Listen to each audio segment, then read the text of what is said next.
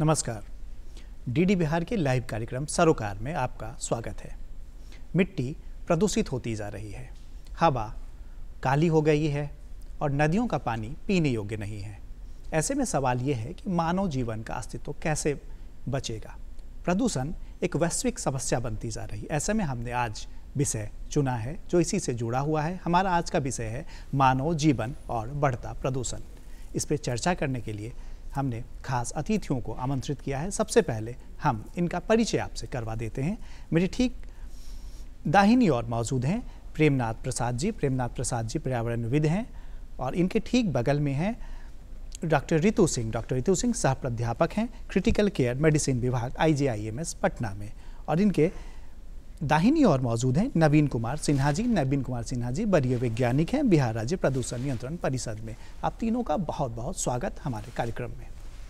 तो जैसा कि हमने चर्चा के शुरू में ही ये बताया कि आज की जो स्थिति है, प्रदूषण एक वैश्विक समस्या बन गया है और हम ये देखते हैं कि ये समस्या इतना गहरा होता जा रहा है कि इसके लिए हम स्कूल तक कई शहरों में बंद कर देने पड़ रहे हैं। लोग घरों में कैद हो जा रहे हैं। इतनी बड़ी ये समस्या हो गई है। आखिर इसका निदान कैसे संभव है, कैसे हम प्रदूषण की समस्या से निजात पा सकते हैं, इन तमाम मसलों पर हम आज चर्चा करेंगे इस कार्यक्रम में। सबसे पहले हम जानना चाहेंगे प्रेमनाथ प्रसाद जी से। प्रेमनाथ प्रसाद जी, जिस तरह से प्रदूषण का दायरा लगातार बढ़ता जा रहा है, नदियां प्रदूषित हो गई हैं, यहाँ तक कि हवा जो सबसे ज़रूरी है वो प्रदूषित हो गई है। सांस लेने लायक हवा की गुणवत्ता नहीं रही है। ऐसे में अगर प्रदूषण इसी तरह बढ़ता रहा तो आने वाले 10 सालों में कहाँ देखते हैं आप? दूरदर्शन के सभी दर्शकों को मेरा प्रणाम। आज का जो विषय है मानव जीवन और प्रदूषण। जीवन में जो अक्षर हैं, जी से प्राण होता है और वन से वन होता है। प्राण वन रहित हो नहीं सकता और वन जब जी के साथ, प्राण के साथ जुड़ता है, जुड़ा रहता है, तभी तक जीवन का अस्तित्व पृथ्वी पर दिखता है सभी प्राणियों में। और दोनों के बीच में दूरियां जितनी बढ़ती जाएगी, जीवन उतना ही नष्ट होता हुआ दिखाई पड़ रहा है। मूल कारण है कि वन के अस्तित्व को नकारना। ये सबसे बड़ी भूल मानव जाति का रहा। कृषि के लिए वन का सबसे ज़्यादा क्षरण हुआ, बाद में भवन निर्माण, अन्य कारणों से सड़कों का निर्माण, बहुत तेरे कारण हैं जिसके वजह से वन जो है लुप्त होता गया। और लुप्त होता हुआ भारत की जो परिस्थिति है खासकर वन के क्षेत्र में, वो बड़ा ही चिंताजनक है।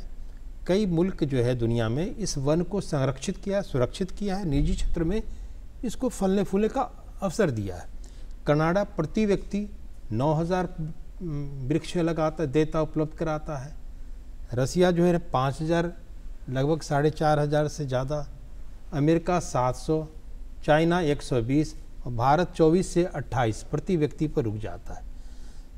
दुनिया का 5 ही मुल्क ऐसा है, देश है, जो पृथ्वी पर की आधे जंगल का वो स्वामित्व है, उसका है।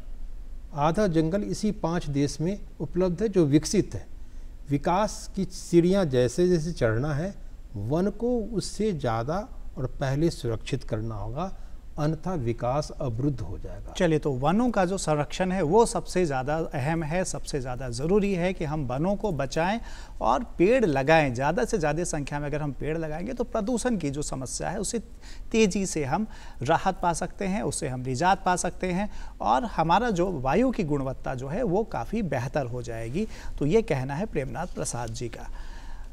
हम ये जानते हैं कि प्रदूषण से आखिर बीमारियों का दायरा काफ़ी बढ़ता जा रहा है। कौन कौन सी बीमारियां हैं, कितनी परेशान करती हैं बीमारियां, कितनी खतरनाक है सेहत के लिए, ये हम जानेंगे डॉक्टर रितु सिंह जी से। डॉक्टर रितु सिंह जी, प्रदूषण का दायरा लगातार बढ़ रहा है, हम लगातार इस पर चर्चा कर रहे हैं। प्रदूषण जिस तरह से बढ़ रहा है, कई नई बीमारियाँ भी पनप रही हैं इसमें। खासतौर से कौन कौन सी बीमारियाँ हैं जो प्रदूषण से होती हैं और कितनी खतरनाक है ये? जी, धन्यवाद। बीमारियाँ तो मतलब हर शरीर के हर अंग को इफ़ेक्ट करती आ रही है। अब ये स्पेशल एज ग्रुप या जो ऐसे लोग हैं उनको ज़्यादा इफ़ेक्ट करती है देन जो कि यंग लोगों हैं। स्पेशल एज ग्रुप में आते हैं जो हमारे वृद्ध हैं और जो बच्चे हैं, उनको ये इफ़ेक्ट करती है। शरीर के हर पार्ट को, आप अगर मस्तिष्क से शुरू कीजिए तो उसमें स्ट्रोक या लकवा मारने का इंसिडेंस को भी बढ़ाती है, क्योंकि ये नली जो है खून की नली उसको सिकुड़ती है। पोल्यूशन के वजह से, प्रदूषण के वजह से ये नलियाँ सिकुड़ जाती हैं बॉडी के अंदर की भी कुछ जमाव भी हमारे अंदर बढ़ जाता है, तो इसकी वजह से ब्रेन में भूलने की बीमारी, ये सब चीज़ें का भी रिस्क ज़्यादा बढ़ जाता है दोनों एज ग्रुप के मरीजों में, या मतलब जनता में कहेंगे, मरीज़ तो इनको नहीं कहेंगे। हार्ट डिजीज़ का रिस्क बढ़ जाता है, भूलने की बीमारी, कैंसर के लिए ज़्यादा ये लोग रिस्क बढ़ जाता है इन लोगों का। ये सारी बीमारी, सांस फेफड़ों की नली की बीमारी, ब्रोंकाइटिस, निमोनिया, आज़मा, COPD, ये सब अब छोटे बच्चों में भी पाया जा रहा है। इनफैक्ट इस साल जितने छोटे बच्चों में सांस की बीमारी हो पा रही है या इन्हेलर का इंटेक बढ़ गया है बच्चों के पेडियाट्रिक ओपीडीज में, ये काफ़ी चिंताजनक बात हो चुकी है इस साल। चलिए, तो बड़ों के साथ छोटे बच्चे भी बीमारियों से ग्रसित हो रहे हैं। प्रदूषण के कारण सांस की बीमारियां उनके अंदर आ रही हैं, फेफड़े की बीमारियां आ रही हैं, और बच्चों का जीवन भी सुरक्षित नहीं बचा है। बड़े तो बीमार हो ही रहे हैं, खासतौर पे जो बच्चे हैं उनका जीवन भी बीमारियों से घिरा हुआ है, उनका जीवन भी चिंता से घिरा हुआ है, और स्वास्थ्य जो है हमारा वो लगातार खराब होता जा रहा है। ये काफ़ी चिंताजनक स्थिति है। डॉक्टर नवीन कुमार सिन्हा जी वरीय वैज्ञानिक हैं। डॉक्टर नवीन कुमार सिन्हा जी, हम ये आपसे जानना चाहेंगे कि जब भी जिक्र अगर हम करते हैं कि भाई प्रदूषण बढ़ रहा है, तो प्रदूषण का जब भी जिक्र होता है तो कहते हैं कि भाई फलाना शहर की हवा जो है वो खराब हो गई है, हवा की गुणवत्ता खराब हो गई है। तो ऐसे में एयर क्वालिटी इंडेक्स का जिक्र करना लाजमी हो जाता है। तो आखिर एयर क्वालिटी इंडेक्स है क्या? इसे आम भाषाओं में हमारे दर्शकों को बताएं। जी, बहुत अच्छा आपका सवाल है। इससे पहले मैं सवाल पे आऊँ, आज के दिन की विशेष महत्व को आपसे शेयर करना चाहूँगा आपके दर्शकों से। आज का दिन जो है ये पूरे भारत में नेशनल पोल्यूशन कंट्रोल डे के रूप में मनाया जाता है, राष्ट्रीय प्रदूषण जो नियंत्रण वास्तव में भोपाल गैस ट्रेजेडी की याद दिलाता है और हमें सचेत करता है कि पर्यावरण और को प्रदूषण मुक्त रखना हमारे लिए कितना आवश्यक है। और इस बार का जो थीम है वो clean air and green earth है ना, स्टेप्स टुवर्ड्स सस्टेनेबल डेवलपमेंट, और वो हमारे लाइफस्टाइल की तरफ, सस्टेनेबल लाइफस्टाइल की तरफ प्रेरित करने के लिए इस बार का थीम दिया है। तो इसलिए आपका क्वेश्चन भी बहुत महत्वपूर्ण हो जा रहा है। देखिए, AQI की जो हम लोग बात करते हैं, जब वायु प्रदूषण की बात करते हैं तो एक परिवेशीय वायु के अंदर उसकी क्वालिटी को मापने के लिए कई सारे मापदंड और मानक होते हैं। जैसे हवा के अंदर जो उपस्थित धूलकण है, उसके अंदर गैसियस प्रदूषण है, तो हर एक तरह के पैरामीटर के लिए अलग अलग तरह के मानक निर्धारित हैं। लेकिन ऐसा हो सकता है, और ये काफ़ी कॉमनली देखा जाता है, कि एक प्रदूषक जो है वो मानकों को पूरा नहीं करता। जैसे अगर हम पार्टिकुलेट्स की बात करें तो हो सकता है वो अधिक हो, लेकिन गैसीय प्रदूषण जो है वो बिल्कुल नहीं हो, है ना।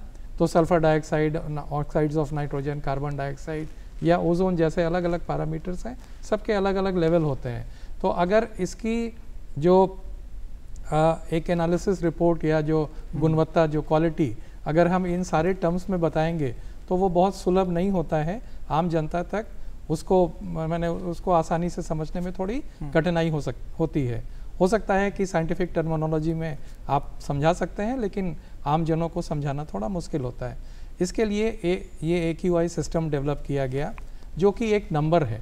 इन सारे पैरामीटर्स की गुणवत्ता को ध्यान में रखते हुए एक इंडेक्स, एक गुणांक विकसित किया गया, जो कि एक स्केल के ऊपर आप बहुत आसानी से, चूँकि नंबर है तो उसको समझना बहुत आसानी हो जाता है, और एक पैमाना बना दिया गया।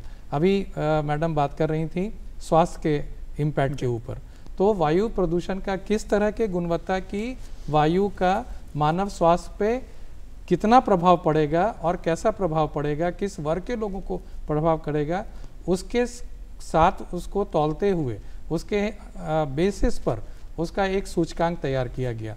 तो बहुत आसानी से लोग समझ सकते हैं। जैसे अगर AQI जो ये वायु गुणवत्ता सूचकांक है, अगर 0 से 50 है तो उसके कारक जो भी हों, उसके पैरामीटर्स जो भी हों, लेकिन 0 से 50 है तो वो अच्छा माना जाता है।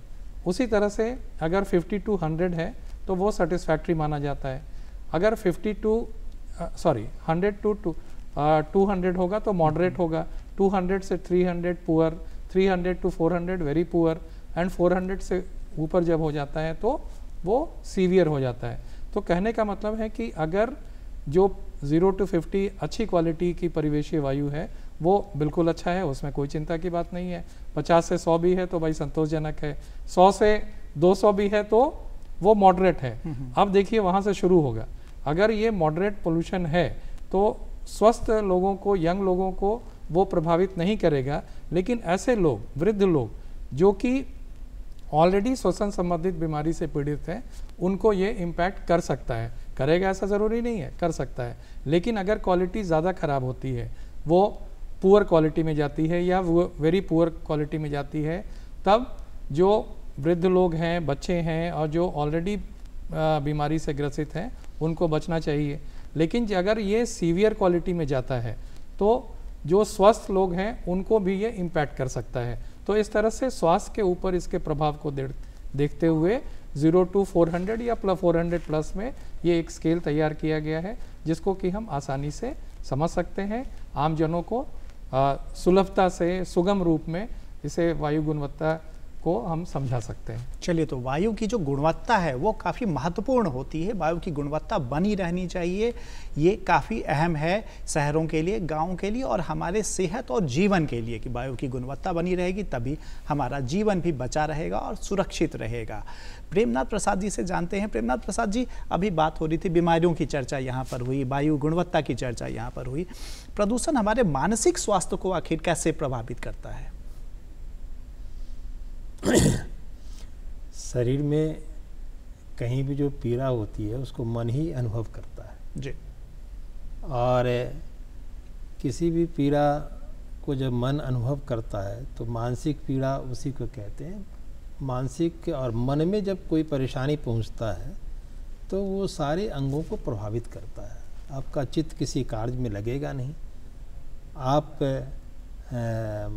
चिंतित होंगे, आपका बीपी भी बढ़ेगा और चिंता की उस घड़ी में जो ना आपका शुगर भी बढ़ेगा और ज़्यादा हो गया, एंजाइटी ज़्यादा होता है तो हार्ट का भी प्रॉब्लम होगा, ब्रेन स्ट्रोक भी करेगा। तो लेस ऑक्सीजन जो है सभी बीमारियों का जड़ है। हीमोग्लोबिन तो वही होता है, डॉक्टर मैडम बैठी हुई हैं। ऑक्सीजन की जो मात्रा ब्लड में है उसी से हीमोग्लोबिन को हम जानते हैं। ऑक्सीजन की मात्रा, एक बात मैं दर्शकों से बताना चाहूँगा कि दुनिया में सबसे ज़्यादा जो ऑक्सीजन हमें मिलती है वो समंदर से आता है। समंदर हमारा सबसे बड़ा स्रोत है ऑक्सीजन का। आज समंदर की स्थिति इतनी भयानक है क्योंकि 250 मिलियन टन जो है वो समंदर अमेरिका सीधे डाल देता है समंदर में, चाइना डाल देता है। दो देश ऐसे देश हैं, मुल्क हैं कि जितने अपने देश के कचरा हैं उनके पास वो सब उसमें डालता है। उसकी स्थिति इतनी खराब है कि प्लवक, जिसके वजह से ऑक्सीजन समंदर के अंदर जो होता है वो पैदा करता है, वो बाधित हो रहा है और उसके बाधित होने से उसका उसमें रहने वाले जीव जंतुओं पर पहले असर करता है। इसलिए कुछ दिन पहले आपने देखा होगा कि घाट पर जो समंदर के किनारे जो है वो व्हेल मछली मरी हुई पाई गई, बड़ी बड़ी मछलियाँ मरी हुई पाई। तो जो जलीय जीव हैं वो भी प्रभावित हो रहे हैं। जो प्रदूषण हो रहा है उसमें मानसिक रूप से हमें प्रदूषण ने परेशान तो कर ही रखा है, साथ ही साथ जो जलीय जीव हैं, जो जल में रहने वाले जीव हैं, जैसे डॉल्फिन खत्म हो रही है, मछलियाँ खत्म हो रही है, उनका अस्तित्व भी मानव के साथ साथ जो जलीय जीव हैं उनका अस्तित्व भी प्रदूषण ने खतरे में डाल दिया है। हम अगर बात करते हैं बच्चों के बारे में, मैम अगर हम बात करें कि भाई जो बच्चों की बात यहाँ पर हो रही थी, अगर बुज़ुर्गों के लिए हम लेके भाई बुज़ुर्गों को कौन कौन सी बीमारियाँ होती हैं और उन्हें कैसे सचेत रहना चाहिए प्रदूषण को लेकर? तो जैसे हमने पहले भी आपसे चर्चा की थी अभी कि क्यों, और सर ने भी बताया है कि जिनको बीमारी है या जो स्पेशल एज ग्रुप है जैसे बुज़ुर्ग और बच्चे, तो सबसे इम्पॉर्टेंट उनमें होता है सांस की बीमारी, COPD, एज़मा। ये पोल्यूशन से इनका एग्जैजर्बेशन, मतलब कि इनके सिम्टम आना ज़्यादा आने लगते हैं, ये बढ़ जाता है। इसको हम नापते हैं कितने हॉस्पिटलाइजेशन हुए एक साल में, तो इसकी संख्या काफ़ी बढ़ जाती है और इससे उनकी आयु कम हो जाती है। इन्हेलर का, इसका वगैरह का यूज़ बढ़ जाता है। इसको, ये सबसे गंभीर जनक बीमारी है सांस की बीमारी जो बढ़ती है। इसको बचाने के लिए जो सर ने बताया वो सबसे महत्वपूर्ण है कि बचाव करें ऑक्सीजन की मात्रा बढ़ाएं, पर ये लॉन्ग टर्म इफेक्ट्स है, इसमें कुछ वक्त लगेगा। जो मेडिकल टर्म में हम सिम्टम्स रिलीव करने की बात करते हैं, उसके लिए ये ज़रूरी है, इसके बचाव के लिए ये ज़रूरी है कि जो स्पेशल एज ग्रुप के लोग हैं वो मास्क पहने। जहाँ का AQI जैसा सर ने बताया मॉडरेट के ऊपर है, वहाँ पे डे टू डे लाइफ में भी वो लोग मास्क पहने। इससे कोई ज़रूरी नहीं है कि वो कोरोना वाला मास्क पहने, पर कुछ हद तक बचाव हो सकता है। बाकी प्रिवेंटिव तौर पे कुछ वृद्ध लोगों के लिए और बच्चों के लिए वैक्सीनेशन का उपाय है। न्यूमोकोकल वैक्सीन जो निमोनिया से बचाता है, ये साल में एक बार लेना चाहिए 65 के ऊपर वाले वृद्ध लोगों को, स्पेशली जिनको बीमारी है। तो ये आपके हॉस्पिटल स्टे को कम कर सकता है, पर ये सब शॉर्ट टर्म उपाय है। असली उपाय तो यही है जो सर ने सजेस्ट किया था। चलिए, तो अगर आपके शहर की हवा खराब हो रही है, अगर शहर का वायु गुणवत्ता सूचकांक खराब हो रहा है, तो आपको ये प्रिकॉशन लेने की ज़रूरत है। जो बुज़ुर्ग लोग हैं वो मास्क पहनें और उपायों को करें कि भाई वो घर से निकलने में थोड़ा परहेज़ करें, और परहेज़ के साथ वो घर से निकलें, पूरी तैयारी के साथ निकलें। और साथ ही साथ जो छोटे बच्चे हैं वो भी, अगर आपके शहर की हवा ख़राब है, स्कूल जाते हों, तो मास्क का प्रयोग ज़रूर करें। बच्चों और बुज़ुर्गों को खास तौर पर ध्यान देने की ज़रूरत है अगर आपके शहर की जो वायु है उसकी गुणवत्ता अगर ख़राब हो रही हो तो। नवीन जी से हम जानना चाहेंगे कि नवीन जी, बात अगर होती है प्रदूषण की, तो प्रदूषण के साथ साथ जलवायु परिवर्तन भी एक बड़ा मुद्दा बन गया है। ऐसे अभी हम देखें कि ये जो महीना है, हम दिसंबर के महीने में चर्चा कर रहे हैं, और जितनी ठंड आनी थी वो ठंड आई नहीं, बारिश भी जितनी होनी थी उतनी होती नहीं है। तो ये जलवायु परिवर्तन भी लगातार, जलवायु का जो जिस तरह से जलवायु हुआ करती थी वैसी जलवायु अब रही नहीं, इसमें लगातार परिवर्तन हो रहा है। तो क्या कहते हैं, जलवायु परिवर्तन और पर्यावरण प्रदूषण, इन दोनों के बीच क्या कोई संबंध है क्या? हाँ, बिल्कुल है संबंध। और जब हम जलवायु प्रदूषण और जलवायु परिवर्तन अगर मुझसे पूछें तो मैं ये कहूँगा ये दोनों में बहुत ही अन्योन्याश्रय संबंध है। और जलवायु परिवर्तन का मुख्य कारण ही जो है वो वायुमंडल में ग्रीन हाउस गैसों का उत्सर्जन है। हमारे पहले कुछ डिफरेंट स्कूल्स हुआ करते थे साइंटिस्ट का, तो वो डिफरेंस ऑफ ओपिनियन चलता था। लेकिन अभी ये बात इस्टेब्लिश हो चुकी है कि जलवायु परिवर्तन का मुख्य कारण जो है वो मानवीय गतिविधियों के कारण ही आज ये जलवायु परिवर्तन की समस्या उत्पन्न हुई है, जिसका सबसे प्रमुख कारण ग्रीन हाउस गैसों का उत्सर्जन है। जो फॉसिल फ्यूल्स का हम उपयोग करते हैं उससे ग्रीन हाउस गैसों का उत्सर्जन होता है। कई सारी अन्य गतिविधियां हैं जिससे कार्बन डाइऑक्साइड, मीथेन और ऑक्साइड्स ऑफ नाइट्रोजन और ओजोन जैसे ये ग्रीन हाउस गैसेस का जनन होता है, और वो वायुमंडल के चारों तरफ एक एनवेलप जैसा बना लेती है, जिससे कि जो सन रेज के कारण हीट आता है वो ट्रैप्ड हो जाता है हमारे वायुमंडल में, और जो अर्थ का नियर सरफेस टेम्परेचर है वो बढ़ रहा है, जिसके कारण ये पूरे जलवायु में वो विभिन्न तरह के परिवर्तन देखे गए हैं। तो ये प्रदूषण जो है वो उसके साथ इंटरट्वाइंड है। और अगर मान लीजिए कि ये एक बहुत विशेष साइकिल है कि जब वो प्रदूषकों की मात्रा बढ़ेगी तो उसका ग्रीन जो क्लाइमेट चेंज और ग्रीन हाउस इफेक्ट और ग्लोबल वार्मिंग बढ़ेगा। जब वार्मिंग बढ़ेगा तो निश्चित रूप से जो हमारे लिविंग ऑब्जेक्ट्स हैं उनके ऊपर असर पड़ेगा, और फिर उसकी भी संख्या बढ़ेगी, तो एक तरह से प्रदूषण भी बढ़ेगा और ये क्लाइमेट चेंज के इम्पैक्ट्स और इफेक्ट्स भी बढ़ेंगे। तो ये बहुत क्लोजली रिलेटेड है। तो पर्यावरण में जिस तरह से आप पर्यावरण का जो प्रदूषण हो रहा है वो काफ़ी जलवायु परिवर्तन के लिए वो भी एक बड़ा कारक है। और जलवायु परिवर्तन जिस तरह से आप देख रहे हैं कि मौसम में लगातार परिवर्तन हो रहा है, ये काफ़ी संकट की घड़ी है और पूरे विश्व में इसको लेकर चर्चा हो रही है। तो प्रदूषण इसकी एक बड़ी वजह है और प्रदूषण के कारण ही जलवायु परिवर्तन हो रहा है, जैसा कि अभी यहाँ पर नवीन जी ने हमें बताया। गाँव की अगर हम बात कर ले खास तौर पे प्रेमनाथ जी, शहरों में तो बात होती है भाई कि शहर की हवा प्रदूषित हो रही है, शहर का पानी प्रदूषित हो रहा है, शहर में हम उपाय भी करते हैं, लेकिन अगर हम गाँव की बात करें तो गाँव में प्रदूषण पे कुछ खास चर्चा नहीं होती है। तो क्या लगता है कि गाँव में प्रदूषण का जो स्तर है, आप खास तौर पर गाँव में भी आपने काफ़ी काम किया है, तो क्या लगता है कि गाँव में प्रदूषण का जो स्तर है वो किस तरह से है और प्रदूषण को लेकर गाँव को कितना जागरूक होना चाहिए आज के समय में? भारत 80% जो भारत की आबादी है गांव में आज भी है, और गांव भी आज शहर हो गया है, अब गांव रह नहीं गया है, लेकिन सुविधाएं शहर वाली उसे नहीं मिल पा रही है। हमारी जो वहाँ की व्यवस्था है कचरा प्रबंधन का, हम शहर में थोड़ा कर भी रहे हैं, वह भी सही तरह से नहीं कर पा रहे हैं। ये गांव में तो बिल्कुल नहीं है, बिल्कुल वही पुरानी चीज़ें हैं कि हम पूरे शहर गांव का जो भी कचरा है हर घर का इकट्ठा किए और शाम को उसमें आग लगा दिए, और पूरा शहर गांव धुआं से शाम के वक्त में भर जाता है। वह पूरी व्यवस्था को, पूरा एयर पॉल्यूशन का बड़ा सा कारण बनता है। दूसरी चीज़ उतना एक और भी होता है कि वहाँ की जो नालियाँ होती नहीं है, तो पानी का भी जल जमाव जो है वो प्रॉपर वे में नहीं होने से या तो कीट मच्छरों का या वैसे मच्छर जो जानलेवा डेंगू वगैरह है आज की तारीख में उसको भी पैदा कर रहा है, जो बच्चों को, वृद्ध को, सबको प्रभावित करता है। और कचरा प्रबंधन जो है गांव से लेकर शहर तक का वो फेल है। दूसरी चीज़ मैं बताना चाहूँगा, जो 80% आबादी गांव में हमारी रह रही है, आबादी एक बड़ा कारण है पॉल्यूशन का। आज की तारीख में करीब 30 खरब हमारे यहाँ पेड़ है पूरे वर्ल्ड में। यह संख्या जो है आज से 33, जब आज़ादी के पहले हम लौट जाएं 47-46 में, तो भारत की आबादी 33 करोड़ थी। 33 करोड़ के लिए पेड़ उस वक्त ज़्यादा थे आज की तुलना में।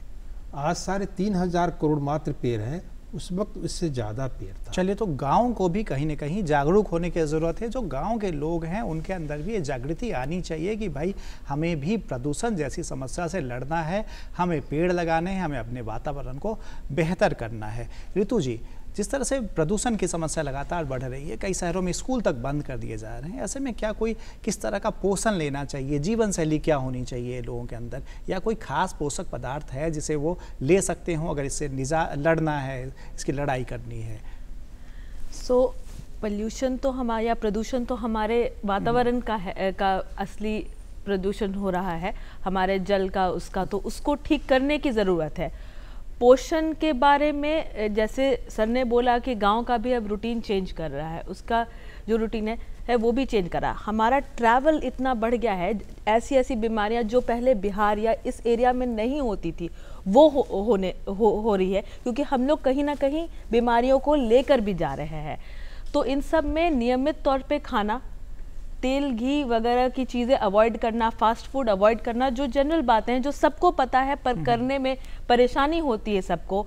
फल सब्जी इनका ज़्यादा प्रयोग करना, बाहर के खानों को कम खाना। जैसे हमारे बड़े बुजुर्ग कहते थे कि घर का खाना खाओ, तो उस बात को थोड़ा सा हमको सबको अपने को भी फॉलो करना है और अपने से के एग्जाम्पल के थ्रू, उदाहरण के थ्रू अपने बच्चों को भी फॉलो करवाना है। यही मेरे ख्याल से सबसे ज़रूरी बात है। बाकी तो अवेयरनेस क्रिएट करना ये भी एक महत्वपूर्ण बात है। चलिए, तो जो भोजन है, जो खान पान है, उसमें भी आपको काफ़ी परहेज़ करने की ज़रूरत है, खान पान को शुद्ध करने की ज़रूरत है। और अगर आपका खान पान बढ़िया होगा तो आप पॉल्यूशन की जो समस्या है उससे निजात के लिए तो आपको पेड़ लगाने होंगे और वो दीर्घकालीन है। लेकिन अगर आपको तत्काल में चाहिए तो आपको अपने को संतुलित भोजन करना होगा और संतुलित रहना होगा। खासतौर से बच्चों पर खासा ध्यान देने की ज़रूरत है। अभी जैसा कि प्रेमनाथ जी ने बताया कि भाई जो गाँव की स्थिति है वहाँ भी स्थिति अच्छी नहीं है, शहरों की स्थिति तो खराब ही है। नवीन जी, एक बड़ा अभी जो हम जिस युग में हम जी रहे हैं, ई युग इसको कहते हैं भाई, इंटरनेट का युग है ये, हमारा तकनीक का युग है हमारा। ऐसे में ई वेस्ट कचरा काफ़ी ज़्यादा मात्रा में निकलता है, तो ई वेस्ट कचरा कितना खतरनाक है और इसका निष्पादन कैसे किया जाए? जी, बहुत अच्छा आपका सवाल है, क्योंकि हमारी बदलती जीवन शैली के साथ साथ हमारा ये जो अभी वेस्ट मैनेजमेंट की बात कर रहे थे तो कचरा प्रबंधन बहुत ज़रूरी है, चाहे वो आम ठोस कचरा हो जिसके बारे में भी चर्चा हो रही थी, लेकिन वो कचरों का प्रकार भी, स्ट्रीम्स भी बदल गया है। और इसी कड़ी में ई वेस्ट कचरा जो है वो हमारे जीवन के साथ जुड़ गया है। तो निश्चित रूप से हम हमारे जीवन शैली में हम कई तरह से इलेक्ट्रिकल और इक्विपमेंट्स का, इलेक्ट्रॉनिक इक्विपमेंट्स का उपयोग करते हैं और उपयोग के बाद इसके हम परित्याग कर देते हैं। लेकिन जब इसका हम परित्याग करते हैं, इसको वेस्ट के रूप में कहीं छोड़ देते हैं, तो उसका प्रॉपर मैनेजमेंट ज़रूरी बहुत ही आवश्यक है, क्योंकि इन इक्विपमेंट्स में, इन इलेक्ट्रॉनिक इक्विपमेंट्स में कई तरह के मेटल्स होते हैं, हेवी मेटल्स होते हैं और कुछ और भी इनऑर्गेनिक कंपाउंड्स होते हैं, प्लास्टिक के मटेरियल होते हैं, कुछ जो फायर रिटार्डेंट्स यूज़ किए जाते हैं, वो भी बहुत खतरनाक तरह के केमिकल हैं जो कि जलने से दूषित गैसेस प्रोड्यूस करते हैं। तो निश्चित रूप से इसका जो प्रबंधन है वो एक इन्वायरमेंट फ्रेंडली मैनर में होना चाहिए। इसके लिए जो ऑथराइज्ड एजेंसीज़ हैं, एक रूल भी बना हुआ है, ई वेस्ट मैनेजमेंट रूल्स 2016 का बना हुआ है, उसके अंदर वो पूरे कोडिफाइड है कि आपके क्या क्या एक्सपेक्टेड है। मूलतः एक आम व्यक्ति के लिए ये आवश्यक है कि जो भी हमारे ई वेस्ट हैं, इनको साधारण ठोस कचड़ों के साथ मिलाकर आप उसका निपटारा नहीं करें। ई वेस्ट के लिए आप जो ई वेस्ट कलेक्टर्स हैं, जो ऑथराइज्ड कलेक्शन एजेंट्स हैं, जो इसे रिसाइकलिंग प्रोसेस में ले जाते हैं, उनको आप हैंडओवर करें।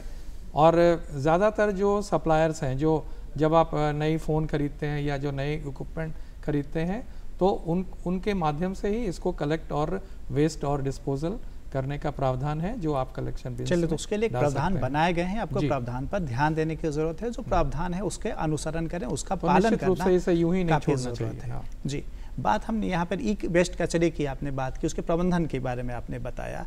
अगर हम बात करते हैं विकास की, कि जिस तरह से ये कहता है कि भाई विकास हो रहा है तो पर्यावरण का प्रदूषण भी होगा, तो विकास और पर्यावरण को महफूज रखना, अगर हम बात करें कि विकास और पर्यावरण संतुलन, तो ये दोनों किस तरह से हो सकता है, इस दोनों के बीच सामंजस्य कैसे बनाया जाए? नहीं, सामंजस्य तो बहुत ही आवश्यक है। और निश्चित रूप से जब हम विकास की बात करते हैं, अभी पुल पुलिया और पहाड़ सड़क की बात हो रही थी, निर्माण की बात हो रही थी, तो विकास का जो मुख्य लक्ष्य है वो अधिक से अधिक लोगों तक अधिक से अधिक सुविधाएं पहुंचाना, यही किसी भी डेवलपमेंट का ऑब्जेक्टिव होता है, लक्ष्य होता है। तो इस क्रम में हमें देखना चाहिए कि हम कहीं जो अपने नेचुरल रिसोर्सेज का, अपनी प्राकृतिक संपदाओं का जो उपयोग कर रहे हैं, वो इस प्रकार से करें कि उसके ऊपर उसका बुरा प्रभाव नहीं पड़े। हमारी कोई भी गतिविधि ऐसी नहीं होनी चाहिए जिससे हम ये पर्यावरण पे प्रतिकूल प्रभाव पड़े। अब विकास के क्रम में हमें ये बात का ध्यान देना होगा, जिसको हम लोग सहनयोग्य विकास कहते हैं, कि इन रिसोर्सेज का हम उपयोग इस तरह से करें कि हमारे आने वाली पीढ़ी के ऊपर के पास भी ये संसाधन उपलब्ध हो, और हमें जिस रूप में ये पृथ्वी और इसके संसाधन अपने पूर्वजों से मिला है, उसी रूप में, एटलीस्ट उस रूप में हम अपने जो आने वाले जनरेशन है उसको ये हैंडओवर कर सके। तो इसको हम सहनयोग्य विकास करते हैं। तो ये कहीं विकास और पर्यावरण संरक्षण में कोई विरोधाभास नहीं है। चले, तो विकास और पर्यावरण संरक्षण में कोई विरोधाभास नहीं है। विकास के साथ साथ पर्यावरण संरक्षण का भी, पर्यावरण का भी, हमारी धरती का भी ख्याल रखा जा सकता है। आप सभी यहाँ चर्चा के लिए हमारे स्टूडियो में पहुंचे, महत्वपूर्ण जानकारी हमारे दर्शकों को दी, इसके लिए आप सबों का बहुत बहुत धन्यवाद। धन्यवाद। तो विकास जो है उसके साथ साथ पर्यावरण को भी संतुलित रखा जा सकता है, पर्यावरण को हरा भरा रखा जा सकता है, और तभी हमारी धरती जो है वह मुस्कुराती रहेगी, हरी रहेगी, और हम सभी महफूज रहेंगे। आज के सरोकार में बस इतना ही। मुझे दीजिए इजाज़त। दूरदर्शन पर कार्यक्रमों का सिलसिला अनवरत जारी है। नमस्कार।